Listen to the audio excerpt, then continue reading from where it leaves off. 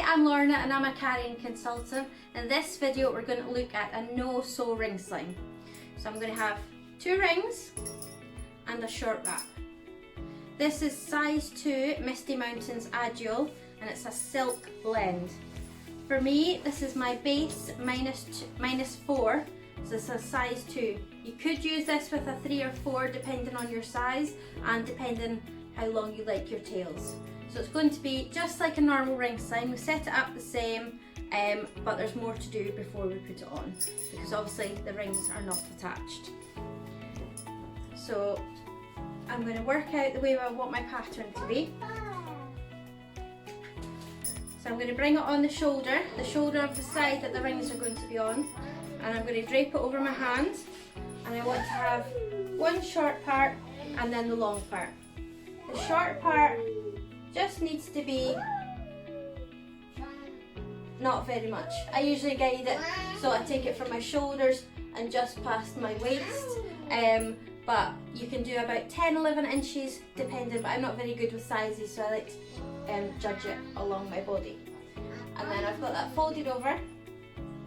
I'm going to gather it up and I'm going to put it through the rings. Okay.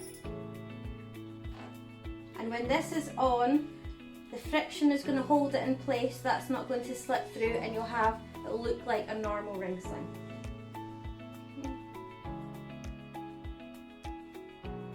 So I'm going to hold these 2 parts together. I'm going to hold the tail, the short part, facing out the way, and I'm going to scoop it behind me and bring it under my opposite arm. So the rings are on my left shoulder, it goes across my back, under my arm. So I can see that that short tail is still tucked in there, and the friction as it wraps around my body is going to help hold it in place. So I'm just holding those rings in place just now while I gather the rest of the fabric up. And I was gathering it with one hand. Maybe money. Okay. Bring it across my body and through those rings. Just like a normal ring sling. Top hem feeds through, over and then under your rings. And pull it all the way through. So now we just want to check there's not too many twists. So on the top here of the rings, I'm just fanning it out, making sure that top hem is at the top and the bottom. So you can see where the fabric slipped across a wee bit. So I'm just going to fix that just now. Oh no! So I'm just tucking that in. And then as it pulls across my body, it's staying in place. And then here for my rings, I'm going to fan them out, put my thumbs in. So I've pulled it out between the rings, fan it out, just between my fingers, just making sure there's no twists or folds, and the bottom hem is at the bottom, and the top hem is at the top. Okay. So now we need to size it. I'm going to lift that top ring. I'm going to pull the slack down to my hip. Down to your hip is a good size to start off with. If you have a smaller baby, you can start off slightly smaller, or if you've got a bigger toddler, you can start off slightly bigger. But your hip is a good place to start, and then you can judge your size. So to prepare the seat before baby goes in, we're going to tighten this bottom hem. So I'm pulling the slack from behind, pushing it up and tightening it. And always bringing your slack from behind to the front, and that will prevent your rings from slipping out of place. You want your rings to sit just in your sort of corsage place, just at your collarbone, depending where's comfortable. Everyone's got a different size, so it will sit slightly differently, but you want it nice and high and not coming down into your chest or breast tissue. So my rings are in place. I'm just pulling any slack from behind to the front to make sure they're not going to slip.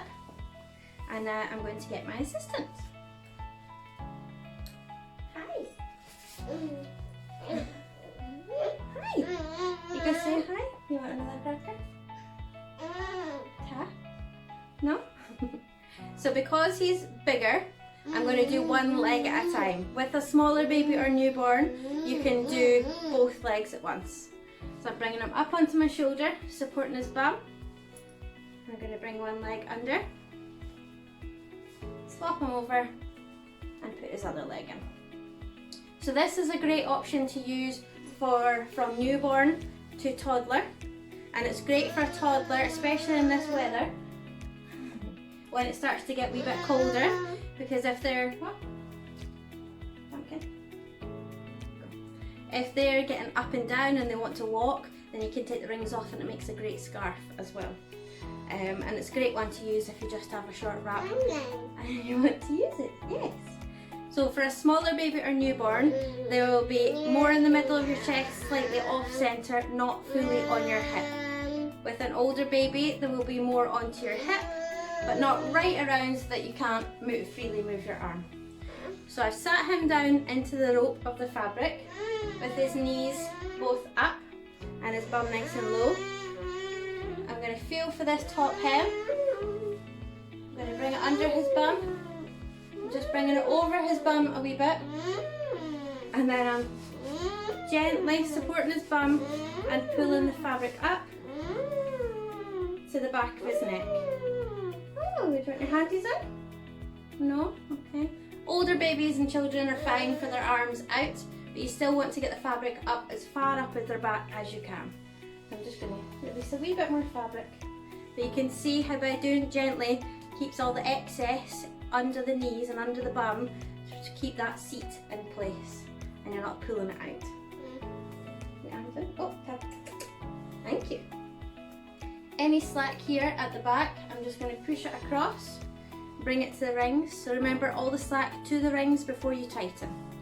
I'm going to hold him into me a wee bit closer, pull that top hem out and across to tighten, and we're going to tighten here in a sun ray pattern, so not all straight down. As I pull, I'm going to lift his bum slightly to allow any slack to move out. Okay. And there we go. And because I sized it nicely and adjusted as much as I need to before he got in, there's hardly any to adjust, which makes it a lot quicker and easier. So, is that okay? So as he's older, it's just at the back of his neck, and he can freely move his head, and he likes his arms out, so I've not brought it up too high. For newborns and smaller babies, you want it right up to the back of their neck, just over their neck there, just to give enough support. And as soon as babies can have their arms out and they've got a wee bit more head control, you can bring it down just to the top of the shoulders and the neck, so they can have their arms out. Ta, thank you. But you always want to support the back as much as possible, don't we? Okay. So everything's in. I can see his face is free and clear. The fabric is up nice and high.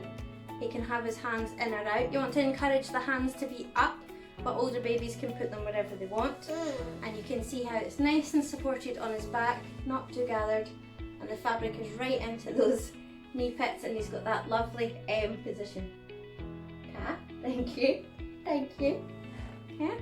For more support, you can spread it over your shoulder a wee bit. With a colour graduation like this, you can tell where the colour ends, so it stops at the dark blue and goes into the lighter blue on his bum. So lift his bum and pull down a wee bit, and that's what I would want on the point of my shoulder, and that helps to spread and keeps you more in balance.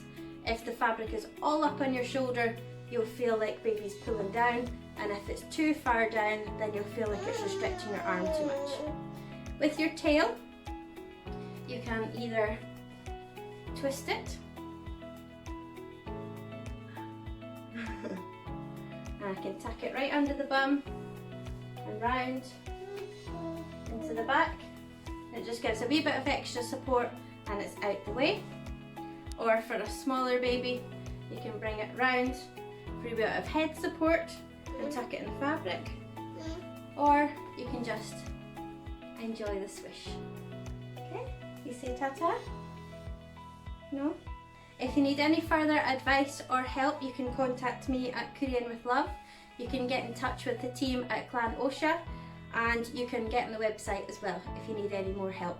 Don't forget to subscribe to the channel so you can keep up to date with all our videos and tips and tricks. Okay? Say bye-bye. Say ta-ta. Bye-bye. Bye. Good boy.